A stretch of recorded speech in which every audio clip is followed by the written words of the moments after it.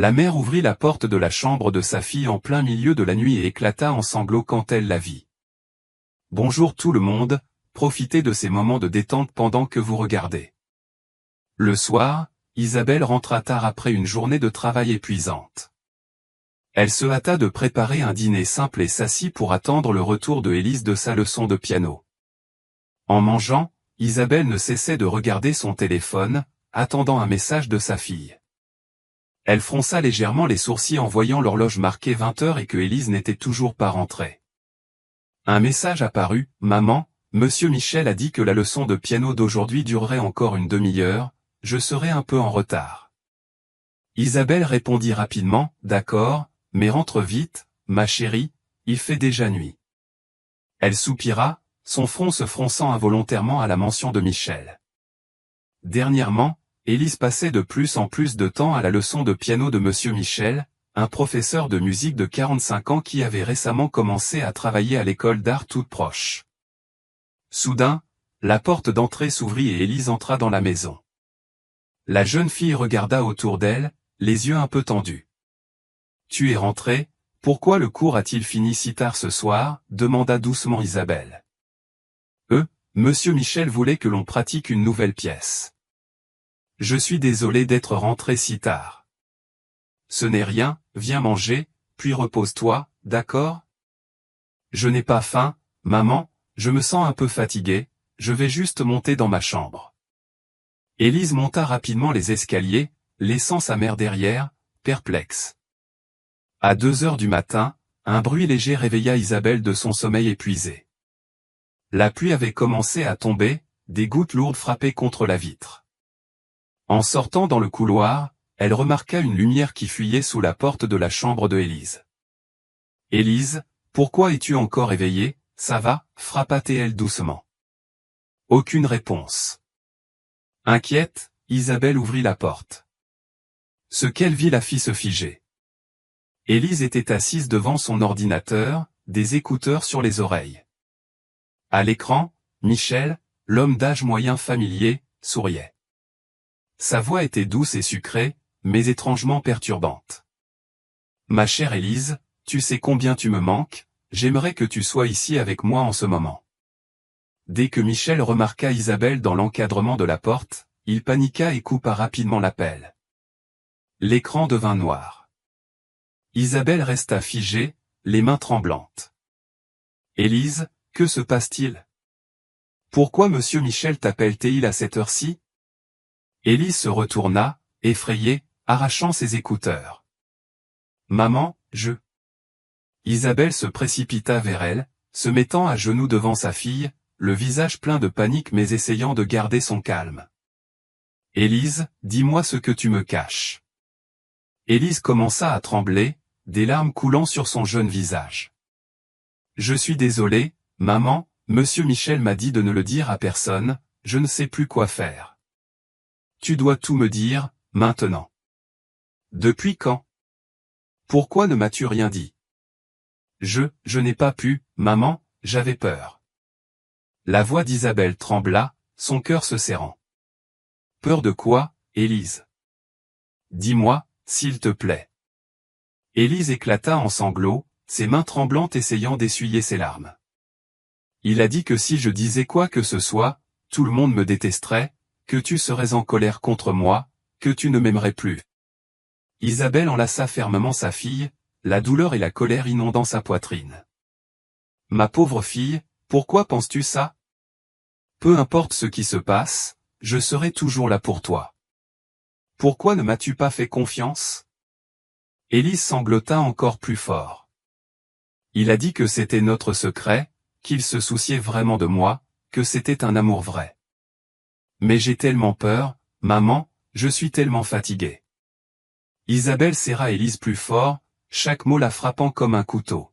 « Écoute-moi, Élise, ce n'est pas de l'amour, c'est de la manipulation, de la tromperie.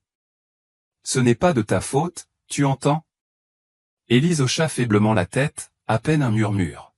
« Mais j'ai tellement peur, maman. » Elle savait quoi faire. Isabelle serra sa fille contre elle, tentant de contenir la colère et le désespoir qui bouillonnaient à l'intérieur d'elle. Élise, ma douce fille, à partir de maintenant, tu ne peux plus le contacter, d'accord? Je te protégerai, personne ne te fera de mal à nouveau. Oui, maman, mais j'ai tellement peur de lui. Isabelle plongea son regard dans celui de sa fille, sa voix ferme mais tremblante. Je te le jure, Élise, je ne le laisserai jamais te faire du mal, même si je dois sacrifier tout ce que j'ai. Dehors, la pluie tombait plus fort. Isabelle tenait sa fille dans ses bras, la rage brûlant dans sa poitrine, la peur épaississant l'air autour d'elle. Dans l'obscurité, Isabelle resta immobile sur le lit, Élise repliée dans ses bras. La tension suffocante les rendait muettes. Le temps semblait figé, le seul son étant le rythme constant de la pluie frappant la fenêtre. Isabelle caressa doucement les cheveux de Élise, tentant de la réconforter, bien que son esprit courait à toute vitesse après tout ce qu'elle venait d'entendre. Les mots de Élise l'avaient frappée en plein cœur. Monsieur Michel, l'enseignant en qui elle avait jadis confiance, était un monstre. Elle ne comprenait pas comment un professeur de musique pouvait ainsi détruire l'âme d'un enfant, d'une fille fragile comme Élise. « Maman, j'ai vraiment peur. » murmura Élise, encore en pleurs dans les bras de sa mère. « Je ne laisserai personne te faire de mal à nouveau, ma douce fille, je te le promets. » Isabelle força ses mots à sortir, ses bras se resserrant autour de sa fille comme pour la protéger du monde. Après un moment, Élise cessa de pleurer, bien que des larmes restaient accrochées à ses cils. Elle leva les yeux vers sa mère, les yeux pleins de confusion et de peur. « Monsieur Michel ? Il a commencé à me parler sur les réseaux sociaux. Je ne savais pas quoi faire, maman. Il a dit que c'était notre secret. Si j'en parlais à quelqu'un, il dirait que j'étais une mauvaise fille. » Élise parlait d'une voix faible, comme si même prononcer ces mots la rendait encore plus effrayée. Isabelle n'en croyait pas ses oreilles. Monsieur Michel, l'homme en qui elle avait confiance pour enseigner la musique à sa fille, était maintenant un prédateur qui l'avait manipulée, exploitée. « Qu'est-ce qu'il t'a fait exactement? Tu dois tout me dire. Je ne peux pas laisser ça continuer. » La voix d'Isabelle était pleine de douleur mais résolue. « Je ne sais pas quoi faire, maman, j'ai peur. » Élise éclata en sanglots, enfouissant son visage dans la poitrine de sa mère. « Ma chérie, ce n'est pas de ta faute. Je ne laisserai pas Monsieur Michel te faire du mal à nouveau, tu comprends, » dit Isabelle en caressant doucement les cheveux de sa fille, bien que la fureur bouillonnait sous sa peau. Élise leva les yeux vers sa mère, les yeux toujours pleins de larmes. « Je ne sais même pas par où commencer. Monsieur Michel, il me disait toujours des choses gentilles. Il disait que j'étais spécial. Je ne pensais pas que c'était mal. Je pensais juste qu'il m'aimait. Je comprends maintenant. C'est comme ça qu'il t'a contrôlé, n'est-ce pas, dit Isabelle en l'interrompant doucement, ses yeux remplis de résolution féroce. Il t'a fait te sentir importante, il t'a fait croire que c'était de l'amour, mais ce n'est pas de l'amour, Élise. C'est de la manipulation, c'est de l'abus psychologique. Ce n'est pas ta faute. Élise resta silencieuse, mais une lueur d'espoir commença à apparaître sur son visage. Elle regarda sa mère, ses yeux semblant trouver une lueur de lumière dans l'obscurité. « Maman, j'ai peur, mais je veux que ça s'arrête. Je veux que Monsieur Michel paye pour ce qu'il a fait. » murmura Élise, ses mains serrées l'une contre l'autre. Isabelle caressa doucement sa fille, la fureur brûlant à l'intérieur d'elle au-delà des mots. Elle savait qu'elle ne s'arrêterait pas tant que Monsieur Michel ne serait pas tenu responsable de ses actes. « Je te promets, Élise, je ne laisserai pas Monsieur Michel s'en tirer. Je vais te montrer que personne ne peut te violer sans en payer les conséquences. Tu as été si courageuse, et je vais t'aider à te relever, » murmura Isabelle en serrant sa fille contre elle.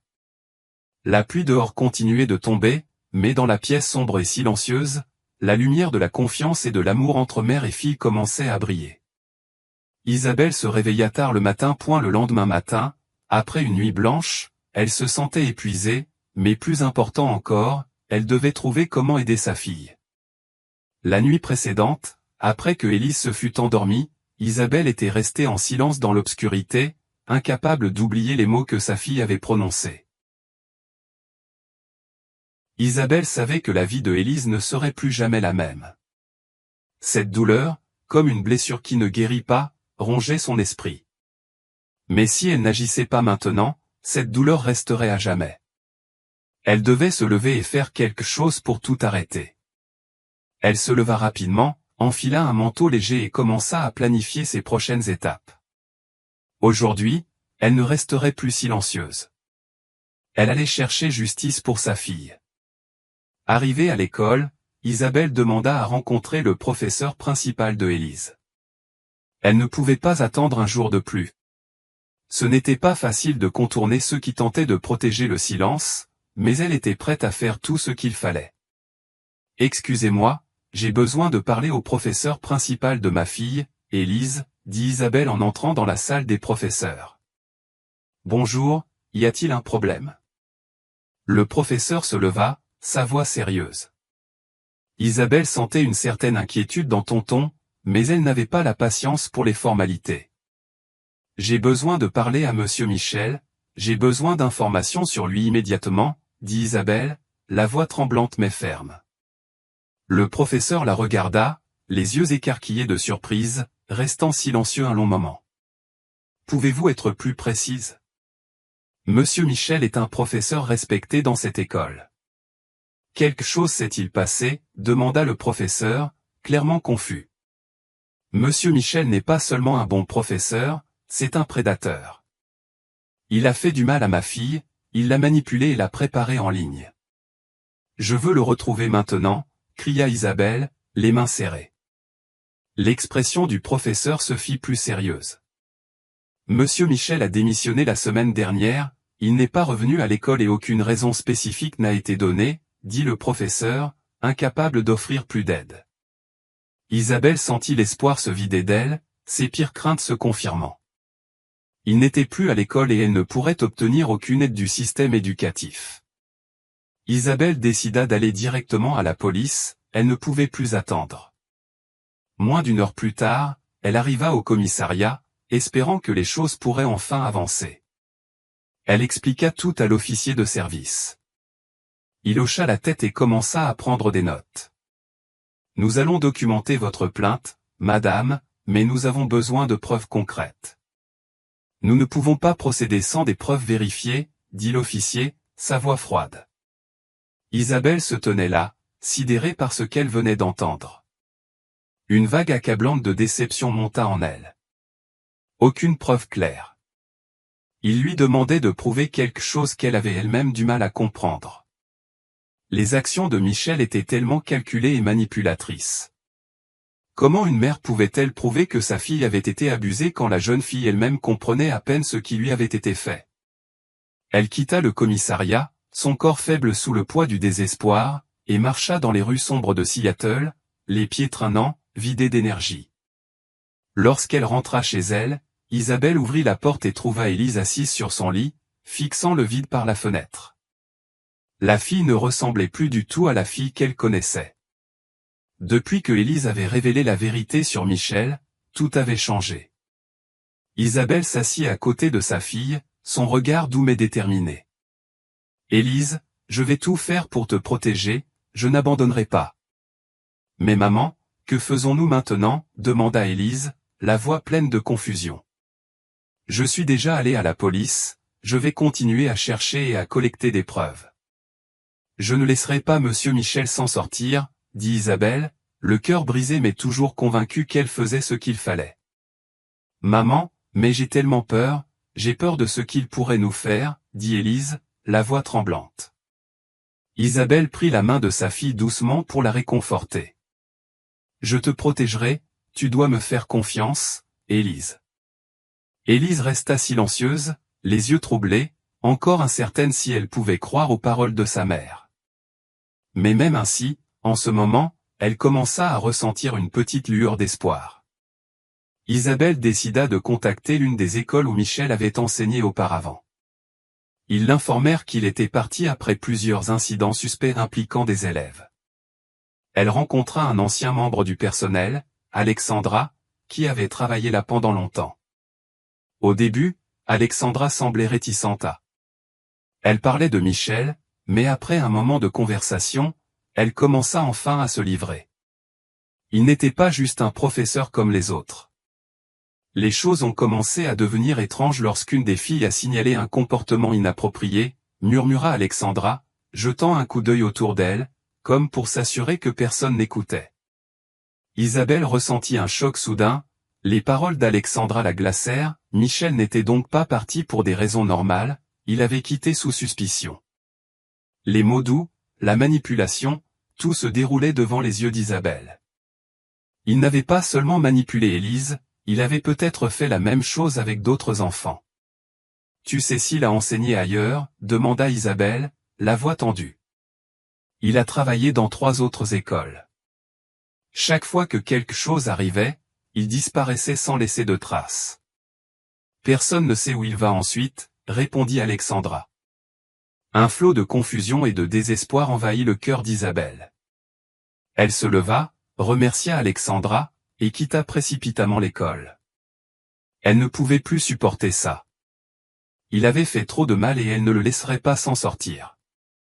Elle décida ensuite de chercher des informations par d'autres moyens.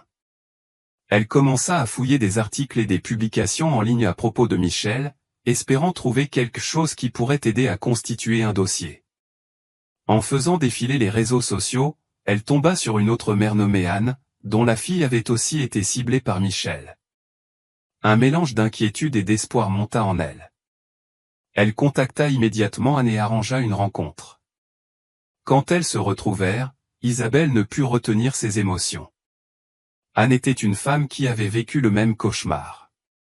Elles s'assirent et partagèrent leurs histoires.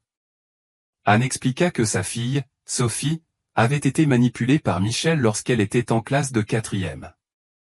Je sais ce que tu ressens, Isabelle. Ma fille a vécu la même chose. Michel lui a fait croire que c'était de l'amour, qu'il était le seul à vraiment la comprendre, dit Anne, sa voix se faisant plus basse, les souvenirs douloureux refaisant surface. Mais tu n'as rien pu faire, demanda Isabelle, la voix brisée. Nous avons essayé de le signaler à la police, mais nous n'avions pas assez de preuves. Ma fille a supprimé tous les messages et photos. Nous n'avions qu'une courte vidéo d'un appel avec Michel, mais même ça n'a pas suffi à prouver ce qu'il avait fait, répondit Anne, son visage marqué par la déception. Isabelle mordit sa lèvre, incapable de retenir sa colère. Ses enfants avaient été cruellement manipulés et le système les avait laissés tomber. Que faisons-nous maintenant, demanda Isabelle, la voix pleine de détermination. Anne se tut un instant avant de répondre, je pense qu'on doit retrouver les autres filles, celles qu'il a aussi piégées. Ensemble, on pourra peut-être le faire tomber. Isabelle acquiesça, sa détermination plus forte que jamais. Elle ne le laisserait pas s'en sortir. De retour chez elle, Isabelle commença à fouiller dans le téléphone de Élise. Elle trouva des anciennes conversations que Élise n'avait pas encore supprimées, des messages de Michel, doux en apparence, mais remplis de danger, lui enfonçant un poignard dans le cœur. Elle n'hésita pas une seconde, elle commença à collecter toutes les preuves qu'elle pouvait trouver, les messages textes, les images sauvegardées, même des clips audio provenant des écouteurs sans fil de Élise laissés accidentellement connectés. Isabelle sentit que les choses commençaient à avancer. Ce n'était pas encore suffisant, mais c'était un solide point de départ pour la bataille à venir. Elle décida de remettre toutes ses preuves à la police et de continuer à travailler avec Anne et les autres mères qui avaient traversé la même douleur qu'elle. Le soir même, lorsqu'Élise rentra de l'école, Isabelle était prête à parler. « Élise, j'ai trouvé les messages de Monsieur Michel. Je sais tout maintenant, mais je ne te laisserai pas souffrir de nouveau, je te le promets, dit Isabelle, les yeux fermes de détermination. Élise regarda sa mère, la peur dans les yeux, mais aussi une lueur d'espoir. Maman, j'ai tellement peur, dit Élise, la voix tremblante. Tu n'as plus à avoir peur. Tu n'as plus à vivre dans l'ombre, répondit Isabelle, caressant doucement le dos de sa fille. À cet instant, Isabelle sut que sa fille ne ferait plus face à cela seule. Elle lutterait, non seulement pour Élise, mais pour chaque enfant que Michel avait trompé. Isabelle ne pouvait oublier ce qu'Anne avait dit, Il faut retrouver les autres filles qu'il a manipulées. C'était son prochain objectif. Elle ne le laisserait pas se cacher encore. Chaque jour, la peur de Élise grandissait, et Isabelle savait que seule l'action pourrait restaurer la sécurité et la confiance de sa fille dans ce monde. Le lendemain, Isabelle continua son enquête. Elle commença à contacter d'autres parents, mais elle ne s'attendait pas au choc qui viendrait de quelqu'un qu'elle avait autrefois cru digne de confiance. Une rencontre fortuite avec une vieille amie, l'officier Gabriel, mit Isabelle dans une situation qu'elle n'avait pas anticipée. Isabelle marchait dans une rue de Seattle lorsqu'elle aperçut l'officier Gabriel au loin. Cette dernière la remarqua et, souriante, se précipita vers elle. « Isabelle, oh mon Dieu, ça fait une éternité, comment vas-tu » dit l'officier Gabriel en s'approchant. Excité, « Gabriel, je vais bien. »« C'est juste. » Isabelle hésita. Elle ne voulait pas parler immédiatement de la situation douloureuse, mais en voyant les yeux sincèrement inquiets de Gabriel, elle n'a pas pu se retenir plus longtemps. « Il y a eu un problème, ma fille Élise, elle a été blessée par un professeur.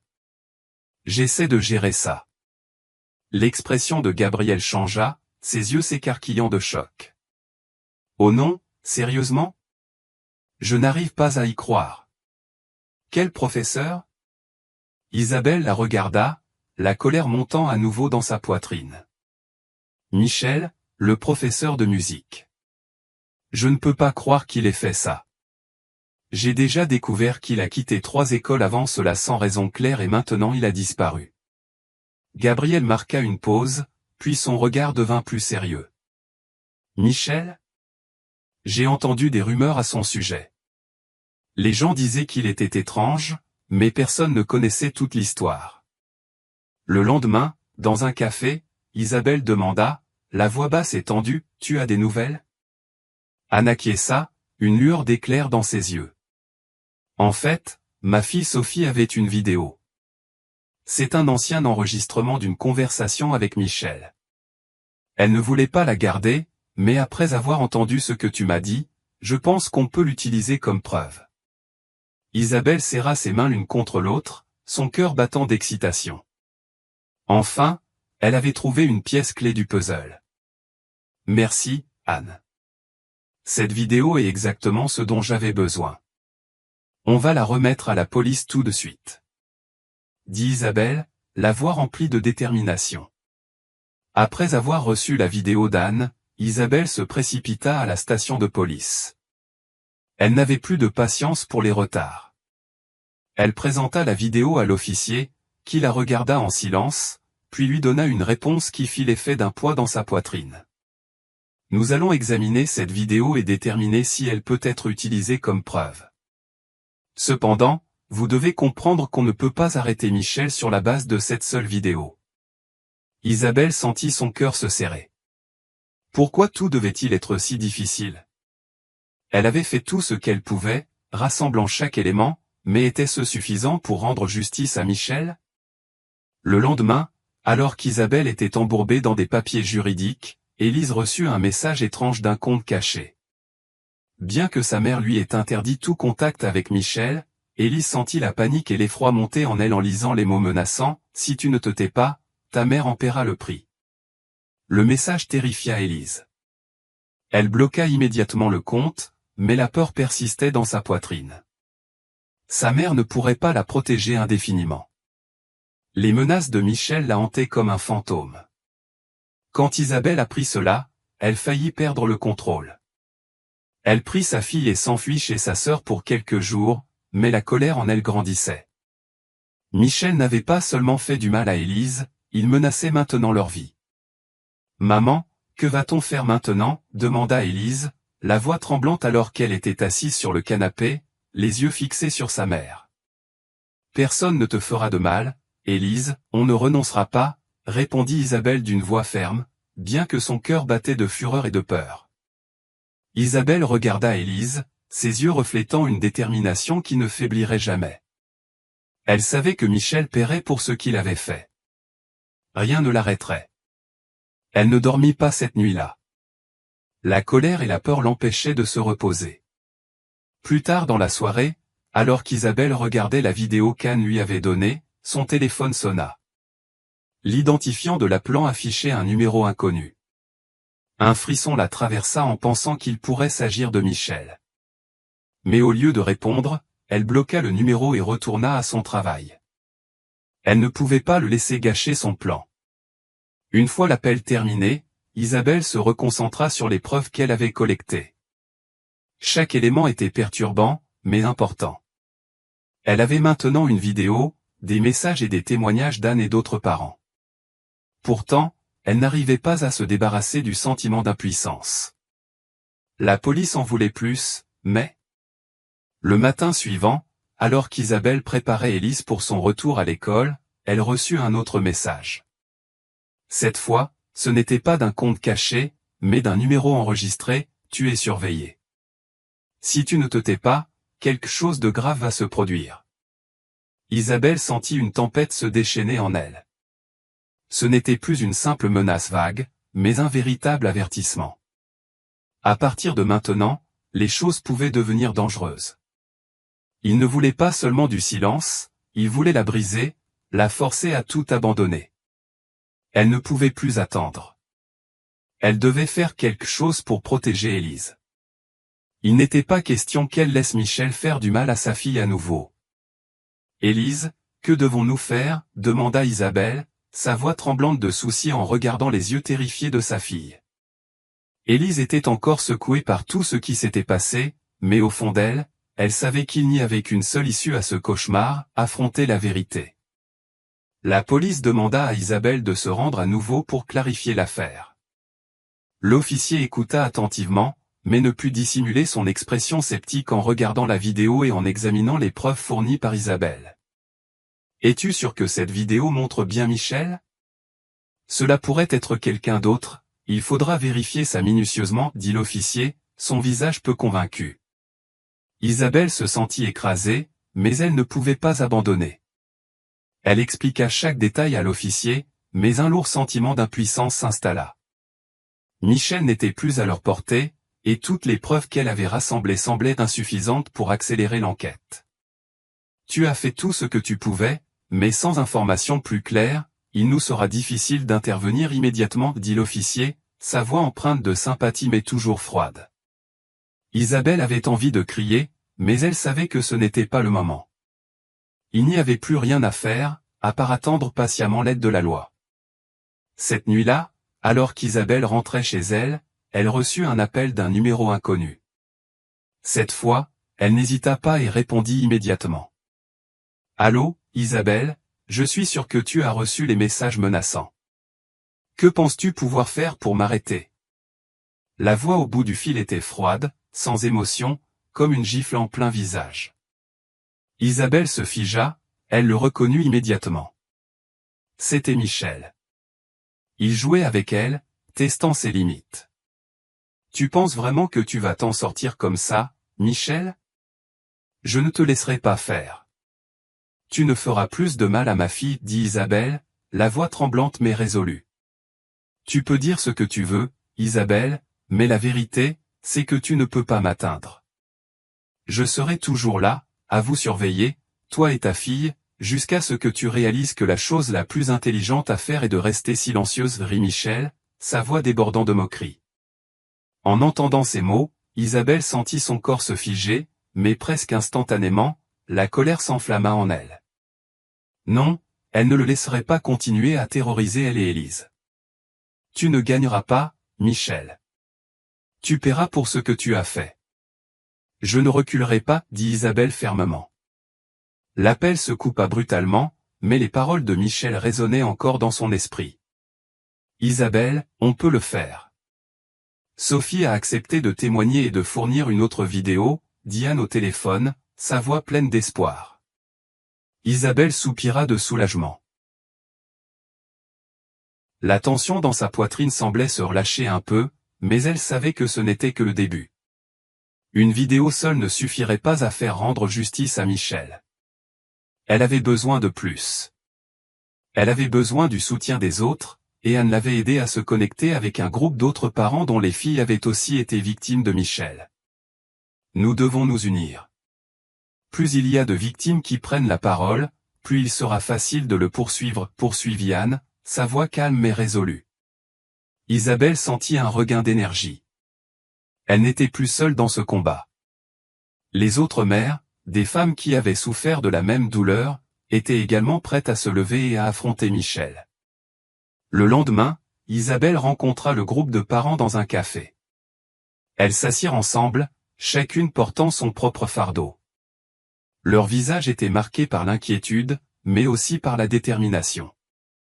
Aucune d'elles ne voulait laisser le prédateur s'en sortir.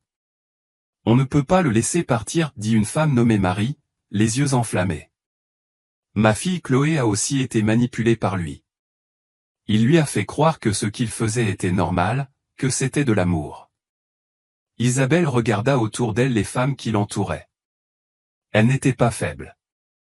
Ce étaient des guerrières, des mères qui avaient combattu pour leurs enfants. Elles n'avaient plus peur. Elles étaient prêtes à affronter la vérité. On ne s'arrêtera pas tant que Michel ne sera pas tenu responsable, dit Isabelle, la voix forte. Après la réunion, Isabelle eut l'impression qu'un feu s'était allumé en elle. Elle savait qu'elle ne pouvait plus reculer. Il était temps d'agir de façon décisive. Elle déposa une plainte officielle auprès du tribunal, incluant toutes les preuves qu'elle avait. Elle avait collecté des vidéos, des messages et des témoignages des victimes, espérant qu'enfin les choses changeraient. Le lendemain, la police contacta Isabelle pour l'informer qu'ils avaient bien reçu la plainte et qu'ils allaient poursuivre l'enquête. L'inspectrice Gabrielle, désormais en charge du dossier, lui donna des nouvelles par téléphone. Nous allons commencer à traquer Michel. Merci pour les preuves cruciales que vous avez fournies. Cela prendra du temps, mais nous n'abandonnerons pas, lui dit l'inspectrice Gabrielle. Isabelle sentit une lueur d'espoir, aussi faible fut-elle. Les choses semblaient enfin prendre la bonne direction. Pourtant, elle savait qu'en dépit des progrès, le danger était toujours proche. Michel pouvait encore trouver des moyens de s'échapper. Quelques jours plus tard, la police découvrit que Michel avait pris contact avec un nouvel élève dans une autre ville.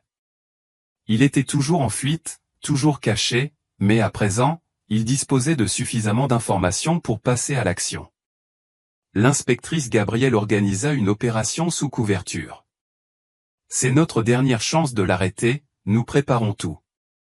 Il ne s'échappera pas, annonça l'inspectrice Gabrielle à Isabelle lors de leur appel. Isabelle se sentit épuisée, mais elle savait que tout ce qu'elle avait fait en valait la peine. Elle ne pouvait pas abandonner maintenant, pas après tout ce qu'elle avait traversé. Ce matin-là, Isabelle et les autres parents étaient assis ensemble, attendant des nouvelles de la police. Ils étaient nerveux, incertains de savoir si Michel serait capturé, mais ils savaient une chose avec certitude, ils avaient lutté de toutes leurs forces. Ils s'étaient dressés pour protéger leurs enfants et refuser qu'un criminel comme Michel soit libre de ses mouvements.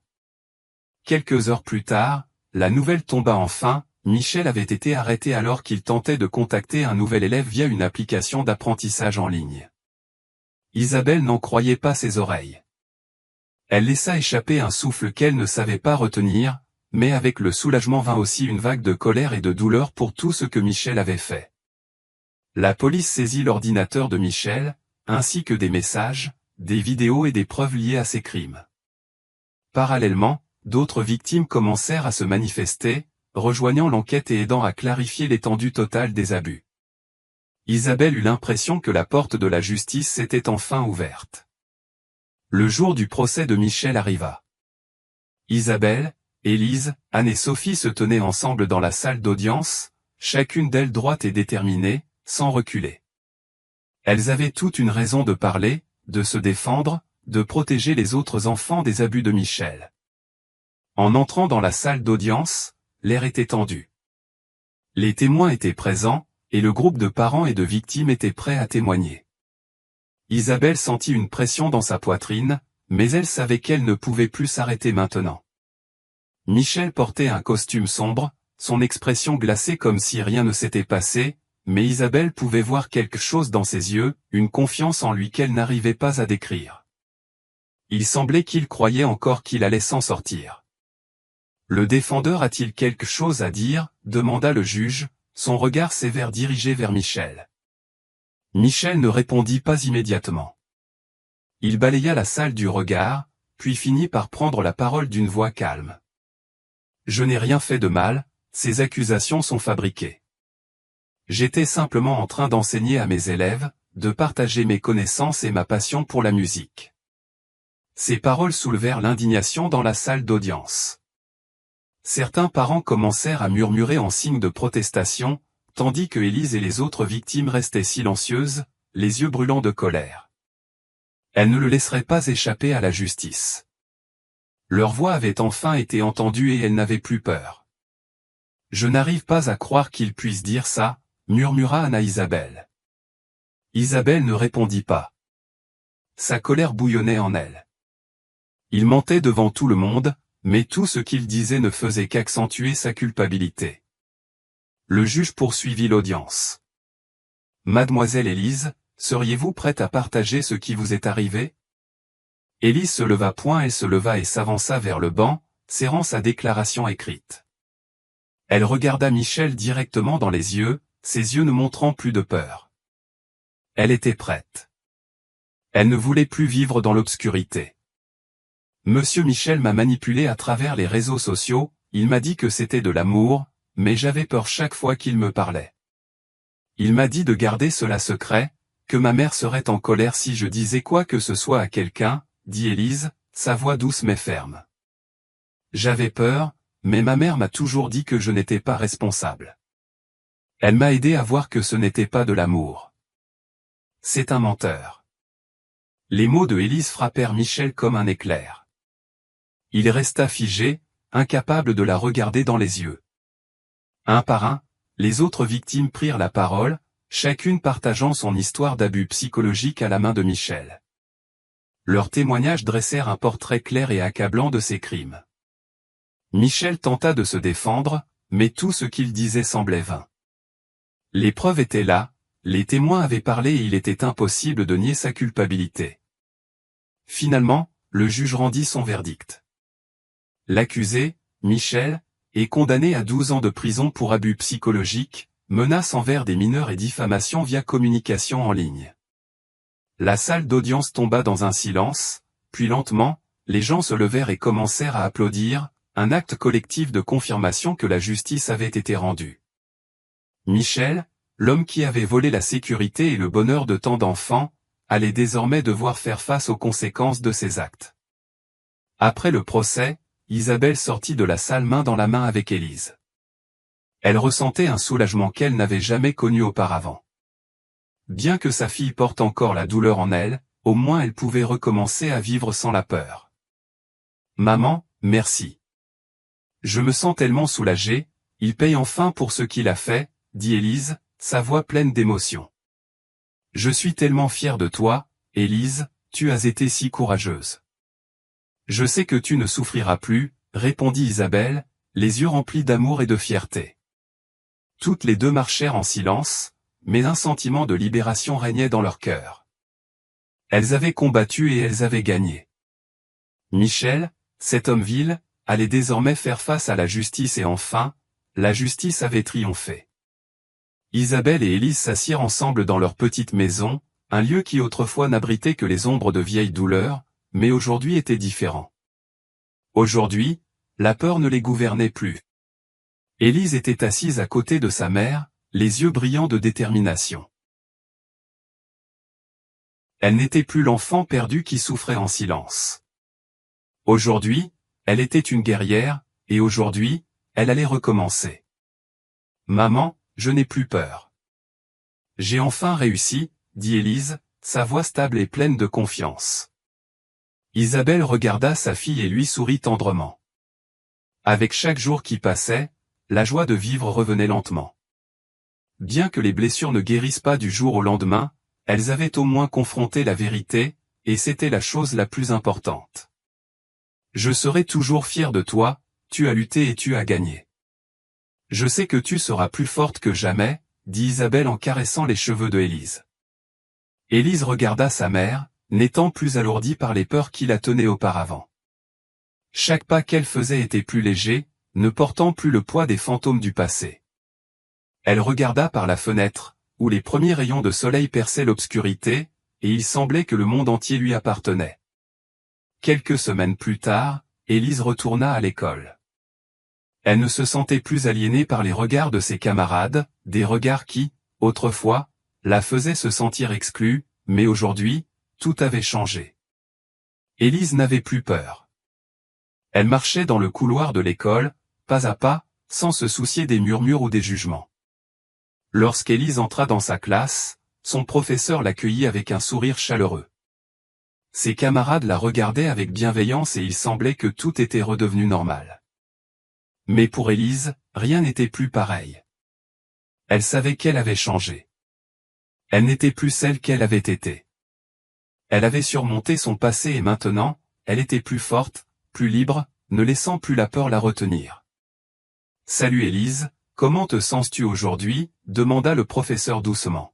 « Je me sens beaucoup mieux » répondit Élise avec un sourire, ses yeux brillants de lumière. Le poids du passé s'était envolé. Chaque jour qui passait, Élise revenait aux choses qu'elle aimait. Elle reprit ses leçons de piano, mais cette fois avec un nouveau professeur, quelqu'un qui avait été une victime d'une expérience similaire et qui avait trouvé la guérison à travers la musique. Le nouveau professeur de Élise était une source d'inspiration, enseignant non seulement des notes et des rythmes, mais aussi l'amour de soi et comment faire face aux défis de la vie. « Je vais écrire une nouvelle chanson », dit Élise à son professeur un jour pendant une leçon. « Pratique magnifique, Élise. Cette chanson pourrait être un grand pas en avant dans ton parcours, répondit l'enseignant, la voix pleine d'encouragement. Élise se mit à écrire des paroles sur la force, sur la conquête de la peur et la recherche de la lumière dans les moments les plus sombres. La chanson s'appelait Plus de peur et devint sa déclaration d'un nouveau départ. Alors que le festival scolaire approchait, Élise termina sa chanson. Elle décida de la chanter ce jour-là, comme un moyen de déclarer qu'elle avait surmonté toutes les horreurs qu'elle avait vécues. Elle n'était plus une enfant effrayée, mais une jeune femme en pleine croissance, confiante dans tout ce qu'elle avait traversé et tout ce qu'elle était devenue. Le jour de la performance, lorsqu'Élise monta sur scène, un silence tomba sur l'auditorium. Les projecteurs brillaient sur elle alors qu'elle commençait à chanter. La mélodie était douce et puissante, les paroles encore plus. Chaque note était une affirmation de liberté et de force, chaque mot portait une guérison. « Je suis forte, je suis libre, plus de peur en moi », chanta Élise de tout son cœur, et lorsque la dernière note s'éteignit, tout l'auditorium éclata en applaudissements. Isabelle, assise au premier rang, leva les yeux vers sa fille avec des yeux pleins de fierté. Sa petite fille s'était levée, s'était battue et avait tout surmonté. Après la performance, les camarades de Élise vinrent la féliciter. Ils ne se contentèrent pas de louer son talent, ils admiraient sa force. Élise n'était plus isolée. Elle avait prouvé que la force ne réside pas seulement dans de grands gestes héroïques, mais dans le courage de se relever après chaque chute. Quelques mois plus tard, Isabelle rejoignit un groupe de soutien pour les mères d'enfants ayant vécu des abus. Elle voulait aider d'autres mères à reconnaître les signes avant-coureurs et apprendre à lutter pour protéger leurs enfants. Isabelle rencontra de nombreuses mères dans le groupe, et chaque histoire lui rappela qu'elle n'était pas seule. Ses parents, comme elle, portaient tous de la douleur et de l'espoir. Un jour, alors qu'Isabelle parlait avec une autre mère, elle ressentit une connexion profonde. Elle se rendit compte que, même si elle avait traversé l'obscurité, elle pouvait désormais partager son histoire et aider les autres. Ma fille a survécu, elle s'est retrouvée. Je sais que tout le monde n'a pas cette chance, mais si nous restons unis, nous pouvons nous entraider, partagea Isabelle, la voix pleine de compassion. Ces mots n'ont pas seulement réconforté l'autre mère, ils ont permis à Isabelle de réaliser qu'elle avait trouvé quelque chose de significatif à travers toute cette souffrance. La justice avait été rendue et, bien que le passé fasse toujours partie de leur vie, elle n'avait plus peur. Cette histoire transmet un message puissant sur la force, le courage et la résilience face à la peur et à la douleur. Les personnages principaux, Isabelle et sa fille Élise, ont montré que la véritable force ne vient pas seulement de la victoire sur les malfaiteurs, mais de l'affrontement de la vérité, de l'exprimer et de trouver du soutien chez les autres. Elles ont prouvé que le silence n'est pas la solution et qu'avec l'unité et la détermination, la guérison et la justice sont possibles. Si vous avez apprécié cette histoire, nous vous invitons à lui donner un like et à vous abonner à notre chaîne. Votre soutien nous motive à continuer à vous offrir des histoires réconfortantes presque tous les jours. Nous vous remercions sincèrement pour votre soutien. À bientôt.